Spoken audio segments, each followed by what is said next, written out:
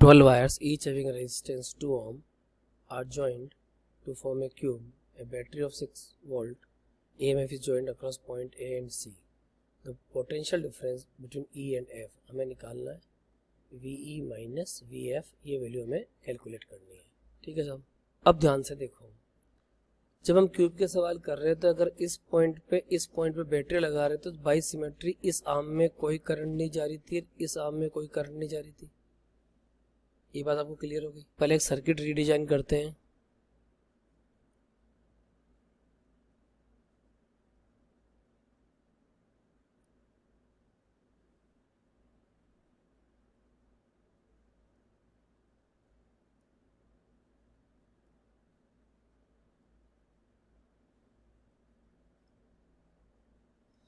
अब देखो, जिसमें करंट नहीं जा रही उस आर्म को आप हटा दो, इसको हटा दो और इसको हटा दो. अब आपका सर्किट आसान हो गया. और यहाँ पे आपकी जो बैटरी लगी है इस पर वोल्टेज लिख लो. इसका वोल्टेज है 6 वोल्ट. ठीक है जी. अब ध्यान से देखना, इस रास्ते में कितनी करंट गई. I equal to V upon R.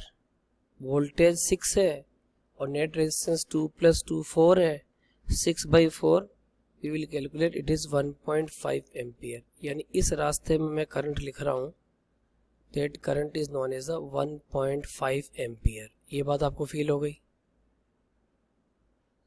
Similarly इस रास्ते में भी करंट वो आएगी 1.5 एम्पियर.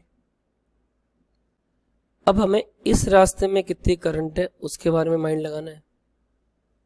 तो यहां से लेके यहां तक आपका वोल्टेज तो वही 6 वोल्ट है. सो पहले मैं यहां से लेके यहां तक का रेजिस्टेंस देख लेता हूं. ये रेजिस्टेंस है आपका 2 ओम. ये 2 और 2 4, ये 2 और 2 4, 4 और 4 कितना हो गया 2, और ये भी कितना हो गया 2. इस एंड और इस एंड के क्रॉस वोल्टेज जो लग रहा है वो कितना लग रहा है 6 वोल्ट. तो इस रास्ते में जो करंट जाएगी वो करंट की वैल्यू कितनी हो जाएगी इस रास्ते में, V अपॉन R 6/6 यानी 1 एम्पियर. तो यहाँ से करंट चली आपकी 1 एम्पियर. इस रास्ते में करंट कितनी गई 1/2. इधर 1/2 एम्पियर और इधर भी कितनी चली गई 1/2 एम्पियर. अब आप देखो VE माइनस VF निकालना है, यानी इसमें कितना वोल्टेज है. तो we all know very well V equal to IR. इस रास्ते में करंट कितनी चल रही, करंट चल रही 1/2 एम्पियर. इस रास्ते का रेजिस्टेंस कितना है 2 ओम. आंसर आ गया 1 वोल्ट. तो right answer of this problem is 1